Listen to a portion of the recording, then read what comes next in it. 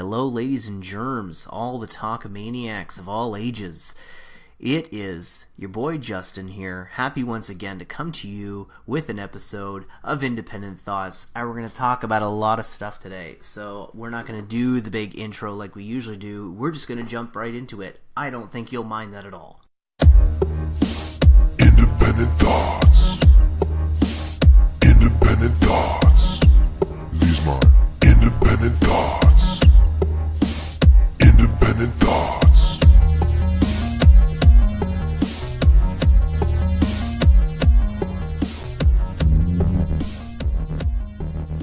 Actually, you know what? I lied to you a little bit. I am going to take a quick second here before I even jump into the things I want to talk about. And first of all, I sincerely want to apologize to you guys. I want to apologize to you guys. I want to apologize to my guys at Talkomania, J-Bomb and Dez, who have been extremely supportive and cooperative and even kind enough to continue to allow me to contribute to the monthly 10 count episode so I can be of some presence to you guys. I've had a lot of ups and downs in the past little while, mostly between, I guess we'll call it a career change and just my entire schedule being turned on its head. So I'm not among the regular day folk like the rest of you. I'm now a night prowler, or at least a night worker, I guess you could say, and it's kind of turned things on its head. Between that and some recent computer issues and all kinds of other tech troubles that I've literally had like zero means to get anything to you, and it's kind of put me into being a bit of a downtrodden type. But we're working our way out of it. Thank goodness it's July, which means the G1 is under effect, and that is exactly the first thing that I want to talk to you guys about today. So, again, terribly sorry about the inconveniences and the holdups and things like that. If you missed me, I appreciate it. Believe me, I don't even miss me, and I'm me. But let's jump into the G1 stuff, and we'll just carry on like nothing ever happened. All right? All right.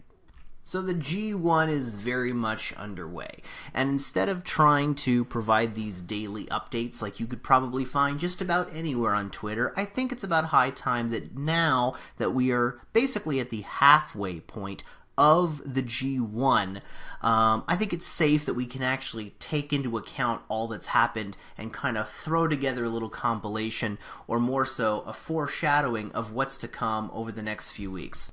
So being that this morning's show, which I was awake for thanks to my night prowlerism, I caught the whole thing, as I've pretty much caught all the shows up until now, and as the B block reaches its halfway point, obviously the A block did that a couple days ago, the IWGP Heavyweight Champion, the best bout machine, Kenny Omega, is still at the top of not only the B block, but the entire field. He remains undefeated at 5-0 with a total of 10 points.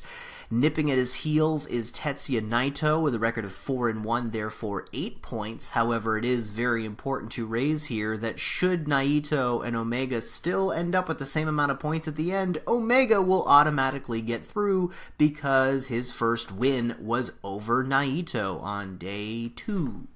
The big match coming out of today, or at least going into today, I should say, was Omega against Sanada from LIJ. Sanada seemed to have had the best possible chance at least causing Omega some trouble. And as a matter of fact, as someone had pointed out to me on Twitter, there was always the possibility that it may have ended in a draw, as these G1 Climax matches only have a 30-minute time limit. So it is definitely a case of try to get the job done before time runs out. And if anybody might have been able to hold up Omega and lead to a draw, Sanada could have been the guy, which could have made things very interesting had Sanada ended up with the same amount of points as Omega at the end of the tournament. But that was not to be. Although they had a great back and forth, Omega did end up coming out on top, and believe you me, I almost thought it was going to be the other way around at one point. It seemed like Omega was going to become unresponsive to the skull end, but still, he managed to persist, he managed to fight back, and Omega came out on top, which now puts Sanada with that loss at a record of 3-2, so he is at 6 points. So since we're talking about points, Sonata meets ZSJ Zack Sabre Jr. at 6 points, and Golden Star Kota Ibushi at 6 points. And then further down the field, we have the Stone Pitbull Tomohiro Ishii at 4 points, the Never Openweight Champion Hiroki Goto also at 4 points, the Bad Boy Tama Tonga with 2 points through no fault of his own, due to all the disqualifications that he's been suffering thanks to the blatant assistance, I guess you could say, of his Bullet Club OG brethren. And then bringing up the field is Toru Yano at 2 points. That is the B block. So if we switch the focus to the A block, things become a little bit more tight. The A block is currently tied at the lead between Evil at 8 points, 4-1, and Hiroshi Tanahashi at 8 points. The original leader of the pack, Switchblade Jay White, now sits at 6 points, along with Minoru Suzuki and the former IWGP champion Kazuchika Okada, who started off the G1 with back-to-back losses. Bringing down the field, or rounding down the field, we should have He Who Shall Not Be Named, aka Michael Elgin, at 4 points, Togi Makabe at 4 points, Bad Luck Fale at 4 points, also having to do with disqualifications. J-Bomb's fave, Hangman Page, only sits at 2 points, and Yoshihashi sits at 2 points as well. And I realized as I was saying this when I mentioned the B block, I completely forgot about Juice Robinson, who now sits at 2 points after getting his first win, thank goodness. After starting off the tournament with a record of 0-4, which is not good if you're the United States Heavyweight Champion, which Juice Robinson is. He's proclaimed it himself in his promos leading up until now. Actually, his most impassioned promo was after his loss to Kenny Omega, which, again, is not a negative accomplishment, right? I mean, he fought hard and fought well. Goodness knows, last year, it was last year, he was able to surprise Kenny Omega with a win over him in the tournament, which led to a U.S. title shot that proved unsuccessful. But we thought that maybe there might be the opportunity that magic may occur twice this time around, but that was not the case. Kenny came out on top, and although Juice put up a hell of a fight, he made it very clear in his post-match backstage promos, which you can see on YouTube, and I highly recommend that you do, because you want to talk about an impassioned promo, that is it. Not even so much a promo, the guy's just being real and saying, I came into this thing, I'm the United States champion. I should have a better win-loss record than this. I'm now 0-4. This is absolutely ridiculous. I mean, even if I got the win over Tama Tonga when I started out, it's still 2 points. It's a measly 2 points. I'm not on these guys' level. I thought I was, and I've been fighting to be at their level, and I'm still not at their level. He goes, I better get a win. Because if I don't get a win, first of all, I'm going to have a busy fall, winter, spring, the way it is, because now I'm going to have to defend the title against everybody that's beaten me over the course of the G1, because that is usually how these things go as far as the booking coming out of the G1. But he said, if I end out winless, like if I 0-9 this thing, never mind defending my title. I'm leaving the title here. I'm leaving it with you guys. I'm taking a plane back to Chicago. I'm having my dad pick me up at O'Hare Airport. I'm going to plop my ass on the couch with my thumb up my ass because I don't belong here if I can't win in the G1. Which, I mean, thank goodness he got the win, but even one win is only a step in the right direction compared to where he feels he should be, and quite frankly, where he ought to be. Being a champion, he should have a better win-loss record than he's currently got. So there's only... time will tell. Time will tell. He's got some big matches coming up still, and I do hope that Juice racks up some points and ends with a reputable showing, because obviously winning is pretty much out of the question at this point. So that now brings us to where do things stand? Being that we're talking about, points and who's at the top, Kenny still being at the top with 10 points, I'm thinking his toughest bout is to come, and that's not necessarily against Kota Ibushi at the very end of the tournament. I'm talking about his next match. His next match, which is slated for Wednesday, I believe, is against Zack Sabre Jr. Omega has gone on record and said, I am not a chain wrestler. I'm not a scientific wrestler, certainly not to the level of Zack Sabre Jr., but This isn't the king of chain wrestling. This is king of sports. This is New Japan. And I'm going to bring the fight and bring everything to ZSJ. Now, that's confidence, certainly, but I think we should see that as some kind of foreshadowing. If you look at previous matches that ZSJ has set, now, I'll admit again, J-Bob Mendez will call me out on it. I am a huge fan of ZSJ's work, and I love scientific wrestling. So a guy like ZSJ is right up my alley. I think I tweeted it out early in this morning when I was watching the show. I said, anytime I see ZSJ do a wicked bridge to escape a hold or something like that, I get about 10% extra blood flow, if you know what I mean. So you kind of know what my wheelhouse is when it comes to technical wrestling, what I enjoy, what I like watching. But that said, I think that given the fact that ZSJ has scored wins over just about everybody, he's beaten, I think he's submitted Goto, he's beaten Ibushi before, if I'm not mistaken, he's beaten Naito, he's beaten Tanahashi, I think he's beaten Okada too, if I'm not mistaken, but I could be wrong. He's got just about any win there is to have, with the exception of a win over Kenny Omega, and submitting the IWGP champion in the G1 is a huge accomplishment. Goodness knows he accomplished something huge just the other day when he submitted Tomohiro Ishii, and that's a guy who does not give up. They call him the Stone Pitbull for a reason, but ZSJ was still able to make him tap out. So I think if there was going to be a surprise win that's going to come out of this tournament, I think it might be ZSJ submitting Kenny Omega in a few days' time, but we'll see what happens. Maybe I'll be able to say I'm right, maybe I'll be able to say I'm wrong, but time will tell, and that's what makes the G1 so interesting. You never know exactly what's going to happen. So if you're thinking to yourself, okay, I want to catch the rest of these shows, when's the next one? Well, that is an easy question. That next show will be the A block, and that will be taking place on Monday.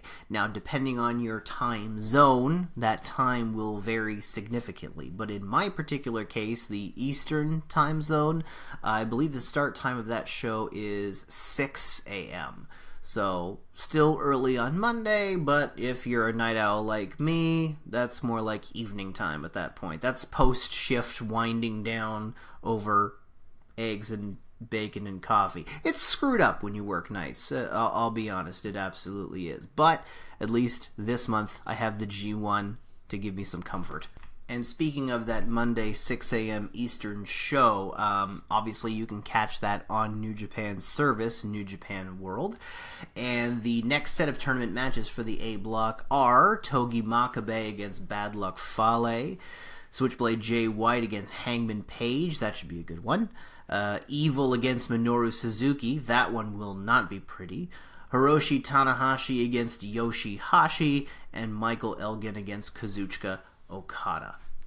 So, one little bit of trivia before we leave the G1 Climax topic of conversation. They've been hyping the possibility at this point of Kenny Omega possibly going through it undefeated. If I'm not mistaken, and I think they've mentioned this before, no one has ever completed block competition undefeated. That is a huge accomplishment in and of itself to be the first person to do so. In addition to that, should he maybe not remain undefeated, but at the very least win the block once again, that'll be the third consecutive year he'll have won his block, which also has never been done, if I'm not mistaken. And then furthermore, let's say he goes all the way and he actually wins the G1 Climax as the heavyweight champion. Well, for one, being that the heavyweight champion will win the tournament instead of someone, well, not necessarily someone challenging him, someone winning the right to challenge him for the championship at Wrestle Kingdom 13, he will have the option of choosing his opponent at Wrestle Kingdom 13. But, aside from that interesting little tidbit, if I'm not mistaken, the last person, because it has been done before, the heavyweight champion the last time the heavyweight champion won the G1 Climax, I believe, was the year 2000, and it was Masahiro Chono, who was like huge New Japan legendary name. And this is long before the days of the tournament actually being for a title shot of some kind. It was typically just a tournament to see who was the best wrestler, pure and simple. It didn't have to do with title shots or Wrestle Kingdoms, because that didn't exist at the time. It was just the January 4th Dome show that they used to do, and a lot of times that was cross-promoted with, another company. But just so you understand, the heavyweight champion has not won that tournament in basically 18 years. So to accomplish that, if he pulls that off, in addition to being the block winner for the third consecutive year, which hasn't happened, and then furthermore, possibly, now this might be riskier because I'm assuming at some point he may drop a fall, but should he actually go through undefeated, that's never been done either. That's 3 huge records essentially that could be set in one fell swoop for him to pull this off. So it definitely adds more fuel to the fire, at least as far as the conversation of him being possibly the best in the world right now. And I know, there might be some Roman Reigns hardcore fans that might be listening to this that, first of all, don't really know too much about New Japan, period. Second of all, how dare I say that anybody other than the big dog is the best in the world? But I'm sorry. That title is subjective. Now, it doesn't mean we have to agree. It doesn't mean that either of us is right. But it does make a compelling argument for that, for someone to accomplish everything that he has while also not being a native Japanese person. I was trying to find a witty way to word it, but that's just the way it is, right? They still use the term too, the gaijin term, meaning outsider, but it's not a nice term. It's not intended with good intentions. But anyway, be that as it may, Kenny Omega has the possibility of setting some pretty amazing history, and I look forward to seeing what happens.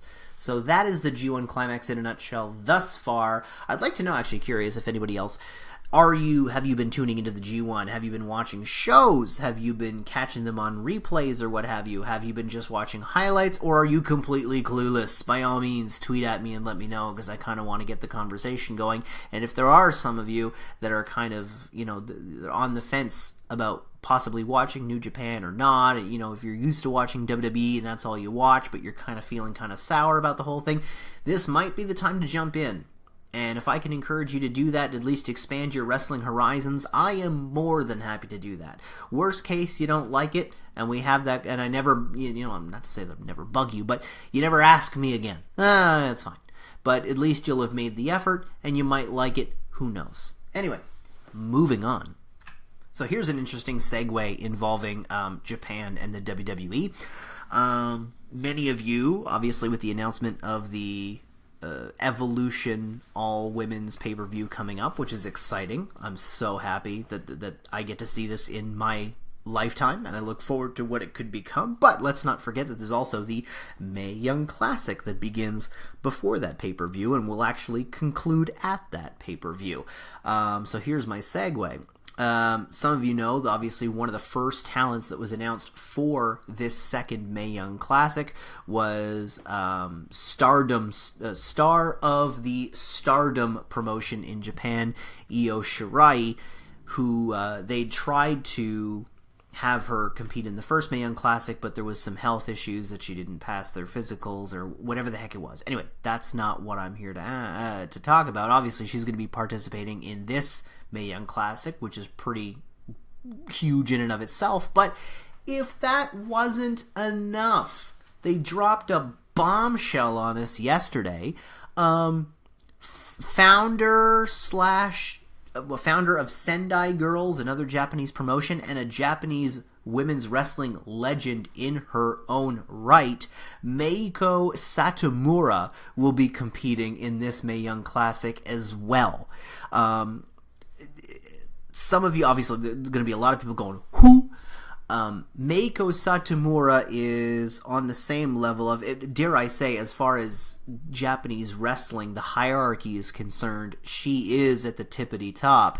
And if you were unfamiliar with Asuka's work, in her previous days as Kana, before she got hired by the WWE, and are happy with what you've seen and what she brings to the WWE ring, to the WWE stage, you are in for an absolute treat when it comes to Meiko Satomura, because she is also in the same kind of age range. I believe she's 38 years old as well, in the same range as Asuka.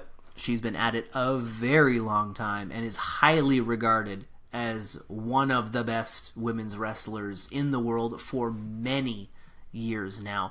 Obviously, Io Shirai has, in more recent memory, has kind of unofficially held that crown, but she wouldn't have held it if it wasn't passed to her, and that definitely was held by Meiko Satomura for a very long time.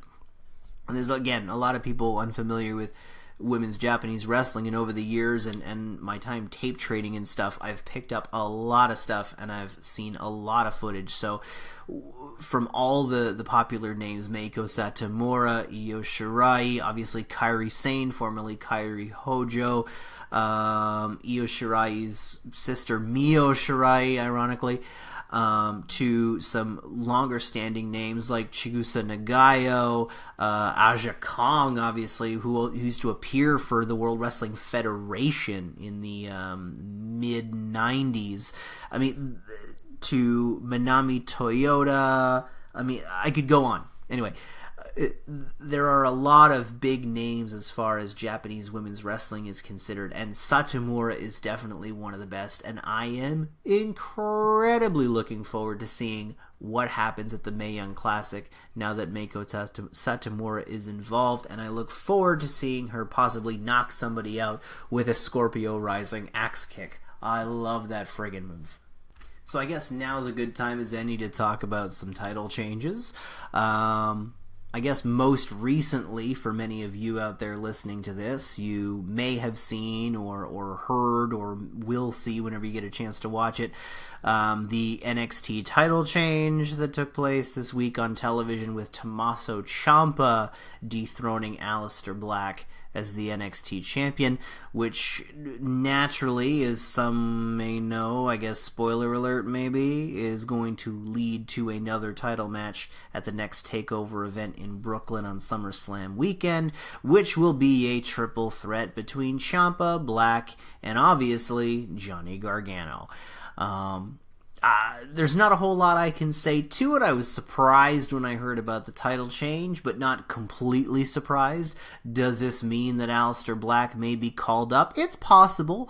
Goodness knows that when it comes to when talent are deemed to be ready, regardless of whether they hold a title or not, WWE and the crew are quick to pull the trigger, have the title change hands, and get the guy who's ready up on the main roster as soon as possible, basically. Maybe just a little bit of time in between to kind of disappear, get some tapings done, get some loose ends tied up, and then debut on the main roster. But it could very well be that Aleister Black might be jumping to the main roster, which is interesting. I'm curious to see where he goes. I feel that he might be more of a SmackDown fit, but you know what? I said the same thing about Asuka, and she did pretty damn well on Raw for the longest time too. So anything is possible. I'm curious actually where you guys think he's going to go.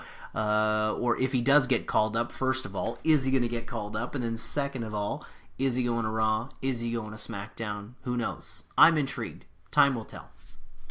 And speaking of title changes, I guess I would be remiss if I did not mention that the Progress World title has finally, it's been 10 months just about, has changed hands also on Wednesday, as a matter of fact, in London. Travis Banks, the Kiwi buzzsaw, now a member of the NXT UK roster, was dethroned by Walter at their show on Wednesday in a no countout match. The reason being Banks had been escaping his obligations, whether it be title matches or non-titles, and just kind of been slinking away and allowing himself to get counted out. So finally, Progress Management decided, no, there's no more running and hiding. This is happening. So with the no count out rule in effect and a bit of an assist from Tyler Bate, Walter is now the new Progress champion.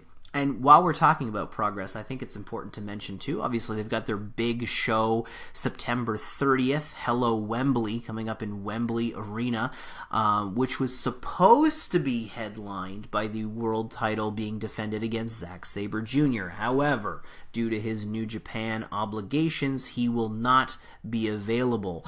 And therefore, they now have a gaping hole that needs to be filled. Giggity. So they've decided that with this United States tour that's about to start very soon, and their upcoming United Kingdom shows, basically between now and, I don't know if it's now and then, but it's definitely through August, they've now put a rule in place where if anybody is competing in either a singles match or like a multi-man elimination match or anything of that nature, if they can rack up 3 consecutive victories, they will be put in the main event of Wembley to challenge against Walter. And that does not apply to just their regular talent, because quite a number of them are traveling abroad to the United States to compete in this tour that is being done along with Evolve, but also the United States, the homegrown talent, I guess you could say, are also eligible. So if someone like a Ricky Shane Page, known for his deathmatch work in Combat Zone Wrestling, if Ricky Shane Page is able to rack up 3 consecutive wins, well, Ricky Shane Page earned himself a ticket to Wembley to headline against Walter. I don't know how that would play out, actually. I'm kind of imagining it in my head, and that would be interesting, but I don't think that's going to happen. But this is Progress, and they have been known to surprise us every once in a while. I'm interested to see where that goes. And someone who spent some time with Progress and is certainly still spending some time with Evolve Wrestling as the current Evolve champion, one Matt Riddle. There's a big rumor going around with some recent cancellations that he has made that it seems like he is heading to the WWE. He has dates this weekend for Combat Zone Wrestling in New Jersey and a date for Beyond Wrestling in Rhode Island.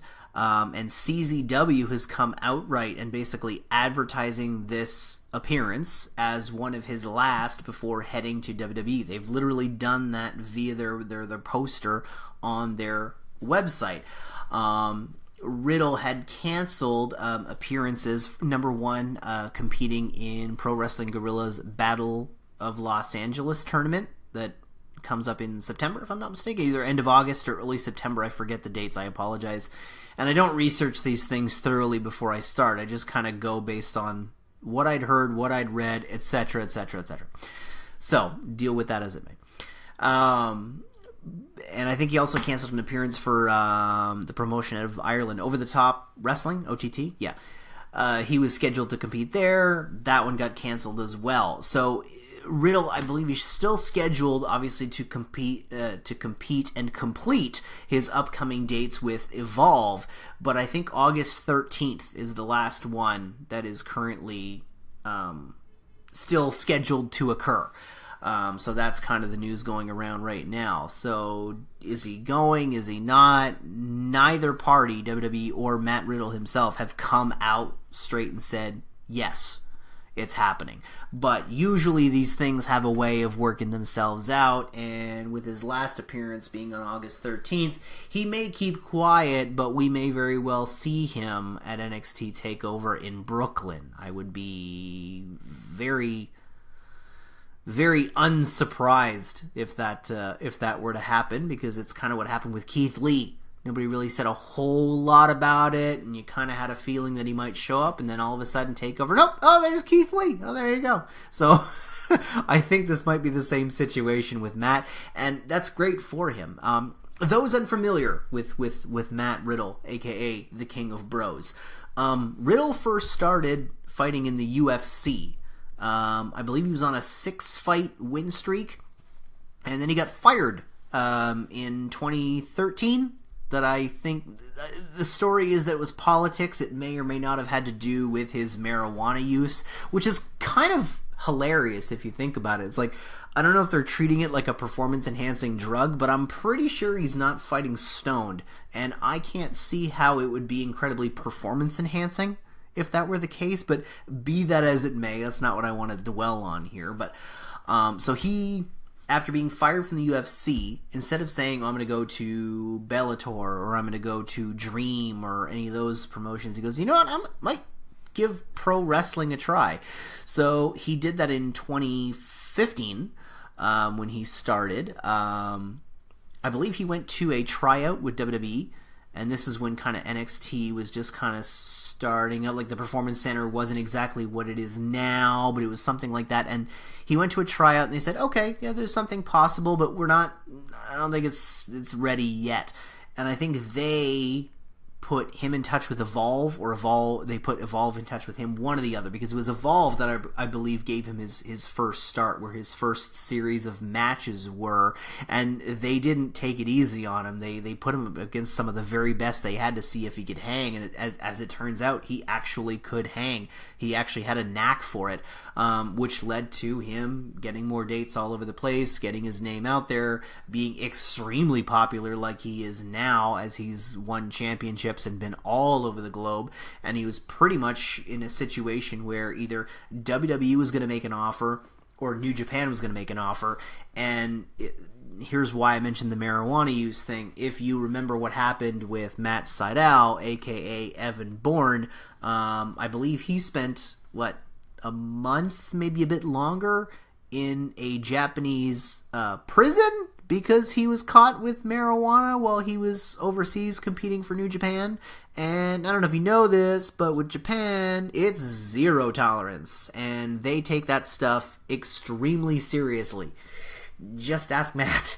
So that led to him eventually being extradited, and then obviously his career in Japan is over. Thank goodness for Impact Wrestling and all the North American independents. Otherwise, I don't know what would be happening with him right now, because Japan is definitely history. So I think New Japan, in their wisdom, said, well, we know how it went with this other guy, and we don't know how Matt is, so it's probably best that we just not even bother. And I think they were going to actually bring him in for their the tournament they do in November, I think? The World Tag League, basically. They bring in talents from around the globe to compete against their own teams in like a large, kind of like G1 Climax. It's a World Tag League, so you face everybody in your block, etc., etc. And Riddle teams regularly with Jeff Cobb. They have a team called the Chosen Bros. And while they've brought in Jeff Cobb a few times since then, they didn't bother to bring in Riddle to do this tag league because of the background that they'd heard about with the marijuana, and obviously New Japan having gone through that with Matt Sydal, they didn't want to take another chance, and unfortunately, I can't blame them, but in the end, if this means that Matt Riddle could very well be another NXT and then WWE superstar, the sky's the limit for that dude, and if you've ever seen him work, you know what I'm talking about, and if you haven't, I highly recommend that you start YouTubing the shit out of it, or trying to find some footage wherever you can, because Matt Riddle can definitely go. The guy's got talent. He's ripped beyond belief for a guy who's just over 200 pounds, since he gets to compete in his walk-around rate instead of having to cut weight to compete for welterweight like he used to with the UFC. The guy's got a great charisma. The guy's just a really cool dude. Like, the sky's the limit for this guy. I cannot wait, and I do hope for his benefit and for the wrestling community as a whole, as us fans, that we will eventually be able to see Matt Riddle in a WWE ring. I look forward to it, and I hope you do too. So, in the past, I've been known to bandwagon and plead my case for certain promotions, i.e., go watch New Japan, i.e. go watch Ring of Honor, i.e. go watch Progress Wrestling. So it would be in the spirit of said bandwagoning. I recently watched Impact Wrestling's Slammiversary pay-per-view. I caught it the night of. I didn't watch it live, but I watched it afterwards, due to my Nighthawkism. And I was surprised. I was pleasantly surprised. And I shouldn't have been that pleasantly surprised because I did watch their previous pay-per-view not that long ago. I believe it's called Redemption. And I was impressed by what I saw then. And yet for some reason, I didn't follow through on it. And if there's one thing I hate doing, it's making the same mistake twice. So, out of curiosity, I tuned in to Slammiversary. I was genuinely impressed by what I saw. And I'm getting in the habit now of following up on it and catching their television program so I can kind of keep in the flow of things. So, a lot of people have talked a lot of shit about Impact Wrestling over the past few years, myself included. I am totally holding my feet to the fire on this one because it used to be that their programming really insulted our intelligence. Now, to be fair, a good chunk of that was also written by Vince fucking Russo. So, without getting into a diatribe on how much I hate that douche nozzle, that fucking twat waffle, that idiot, that dipstick, that fucking cock munch. Sorry, I'm over it now. So without getting into a Russo tirade, let me just say that I neglected to watch their product for a while because I was insulted. And a lot of fans were insulted. And Impact and their current management, obviously, they knew that. So when Redemption was coming around, they really made a strong plea leading into Redemption and more importantly around that time and say, listen, I know you may have watched our product. We know. We weren't happy about it. We're not happy about how it was, but we're trying to fix it. We want to fix it, and more importantly, we want to earn your respect and your viewership back. So please, if you can, check out our show. We sincerely hope that you will enjoy what you see and that you'll be willing to give us another opportunity. And by and large, a pretty good chunk of the fan base, or at least those that were willing to give them a shot, they did. Myself included. I enjoyed it. I thought the pay-per-view was great. But again, I fell short of following through. Not so much this time. And I am here, like I said, in the spirit of my previous bandwagoning and my begging and pleading. I highly think that if you are a WWE fan, whether casual or a bit more serious, like my cohorts, but you do oftentimes feel like your intelligence is being insulted via, hey, Roman against Brock for the infinite time, which obviously would never happen in a real sports situation. I've never seen a guy challenge for a UFC title, lose, and then come back and be able to challenge again and again and again and again. But that's pro wrestling. I.e., someone who's been undefeated for 2 years and racked up over 200 wins, but then she comes to the main show, again, dominates for a while, then gets traded to the other show and loses cleanly, not once but twice, against someone who is, for all intents and purposes, not even in her league. Salty Dez, I'm right with you, man. I'm just as upset about it. But I've let my wounds heal. If you're insulted about these things and you're tired of having your intelligence insulted and being like, okay, I get it. Your show is now for kids. But I need to find a wrestling show that's a little bit more adult tailored. This, yes, finger snap, this is for you. I highly recommend you give them a shot. Their pay-per-view, now again, Impact is known for being a little bit more, dare I say, stunt-driven. And while I find that some of the things that they have done in previous years, i.e. Lethal Lockdown, i.e. King of the Mountain, i.e. the weird, that time they tried the match with the dome cage that had the roof that you had to leave to win, but you had to climb through a hole in the top like some fucking shit out of rollerball or whatever the hell. Anyway, again, that was in the past. That is not now. What we got this past Sunday was great wrestling across the board. There were a few violent matches, which is why I was talking about the kind of the stunt type stuff. We had Tommy Dreamer against Eddie Edwards, which was a violent street fight. We had, oh my God, Sami Callihan and Pentagon Jr. My God, when they started that match, they were the commentators were talking about how it was, relaxed rules. They were pretty fucking relaxed, some of the stuff that they did. When two grown men have steel spikes and they're basically trying to stab each other in the forehead, it's some pretty intense shit. There's some pretty relaxed rules in play. In addition to that, there was great wrestling across the board too. Matt Sydal and Brian Cage had a great match. Austin Aries got a phenomenal match out of Moose, someone who I had never been huge on. I got his popularity. I understood it. He had a great thing going for him. He might be someone that the WWE may want to look at, but I'd never really seen him as like a big match type guy, and he and Aries had a phenomenal match. I was really surprised as to how well that was received. My only, not to say regret, but my only disappointment is the fact that they are still building their fan base back. So this show took place at the Rebel, I think it is, the Rebel Value in Toronto.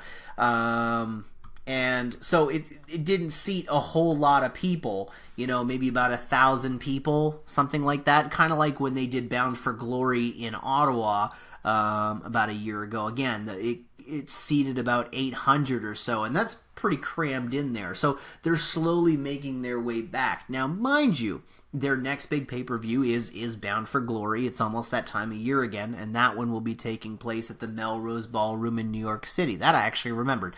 The Melrose Ballroom in New York City. So that might be one to watch, and I think the Melrose Ballroom is a pretty decent sized building. Again, we're not talking 5,000-6,000 territory. We're not talking about that at all, and they understand that, and they're slowly building back to where they want to be. But I think, again, in this day and age, if you're a WWE fan and you're kind of tired of kind of the typical stuff that you're being fed week in, week out that involves a lot of head scratching, I think you might want to watch Impact Wrestling, because at least the style that they give you is a little bit more gutsy, it's a little bit in your face, and dare I say, it's a little bit almost Attitude Era-ish. They're willing to push the envelope a little bit without being disgusting. And I think it's definitely worth considering if you're looking for something else. So that'll be on a Thursday, I believe, is when their show airs. So it's not going to interfere with your Raw, your SmackDown, your NXT. They thought that through. And I'm looking forward to seeing where things continue from this point on. So I'm going to try and continue catching their weekly programming when I get the opportunity, and I'll try to report back on it wherever possible. But again, if you have the opportunity to go check out their Slammiversary pay-per-view that just took place, by all means do so if you have a few hours to spare. I think that would be a great start, and hopefully you'll feel the same way that I do. Impact Wrestling. Still trying, still scratching, still clawing after all this time. Good on them. Good on them. And I think that's going to wrap it up for now.